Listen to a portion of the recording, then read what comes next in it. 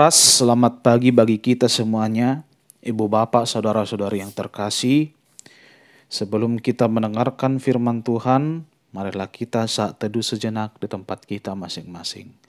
Saat teduh dimulai.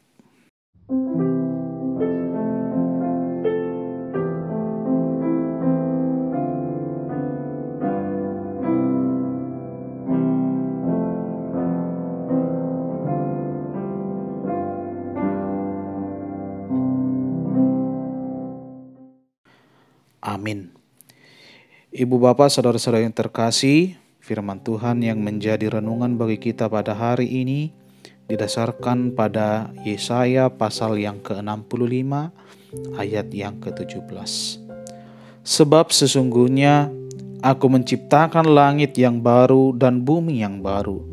Hal-hal yang dahulu tidak akan diingat lagi dan tidak akan timbul lagi dalam hati. Ai idama au manopa langit na ibaru dohok tano na ibaru.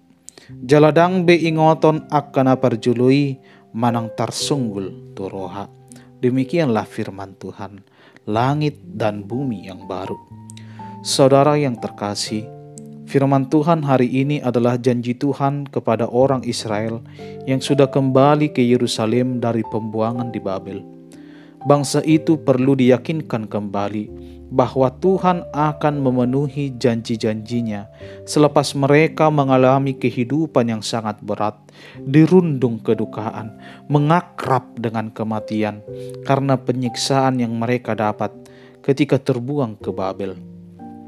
Tuhan menciptakan langit yang baru dan bumi yang baru, di mana kesakitan dan kepedihan yang mereka alami tidak akan diingat dan tidak timbul lagi dalam hati. Hari ini Tuhan juga berbicara kepada kita yang mungkin sedang mengalami kehidupan yang berat, dirundung kedukaan, bahkan sedang mengakrab dengan kematian karena pandemi COVID-19 yang belum berakhir. Maka hari ini Tuhan berjanji kepada kita sama kepada dengan Tuhan yang berjanji kepada bangsa Israel, bahwa Tuhan menciptakan langit yang baru dan bumi yang baru, di mana kesakitan dan kepedihan yang kita alami saat ini, bahkan pada masa lalu, tidak akan diingat dan tidak timbul lagi dalam hati. Sudah bagian dari hidup kita, selama masih tinggal di dunia, pasti kita akan berjumpa dengan tangis, sakit, sedih, duka, lara dan pedih, bahkan kematian. Namun di langit dan bumi yang baru yang Allah ciptakan itu, hal itu tidak akan ada lagi. Janji itu sudah Allah tepati dengan pengorbanan anaknya Yesus Kristus yang melayakkan kita menjadi penghuni kerajaannya yang kekal. Maka tugas kita, pewaris kerajaannya yang masih tinggal di dunia, adalah meneladani Dia, sang empunya kerajaan itu. Kita hidup di dunia, tetapi tidak serupa dengan dunia.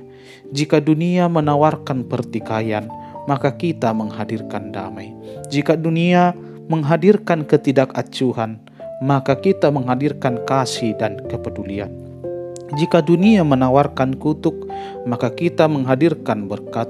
Sebab penghuni kerajaannya tidak hanya menengadah ke atas, terfokus dan berbicara surga, dan menutupi diri dengan fenomena di sekitar, tetapi sebaliknya menghadirkan kerajaannya melalui kehidupan kita yang masih tinggal di dunia. Amin. Marilah kita berdoa. Ya Yesus Kristus, Tuhan dari orang yang hidup dan yang mati, hidup atau mati kami adalah milik-Mu. Walaupun kami berjalan di bawah lembah kekelaman, kami tidak gentar karena Engkau menyertai kami. Maut atau kubur tidak dapat lagi menahan kami, karena Engkaulah Tuhan yang menyelamatkan kami.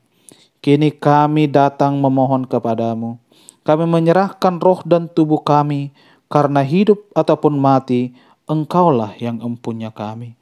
Tuntun dan tolonglah kami dengan pengorbanan-Mu, supaya kami beroleh hidup yang kekal dan selalu berlaku sesuai dengan firman-Mu. Terutama di satu hari ini, kami serahkan hidup kami, Tolong dan ajarlah kami agar berlaku sesuai dengan firman-Mu dan menghadirkan damai, kasih, kepedulian, serta berkat di dalam kehidupan kami sehari-hari. Hapuskan pelanggaran kami oleh darah anak-Mu Tuhan Yesus Kristus. Kami berdoa dan mengucap syukur kepadamu.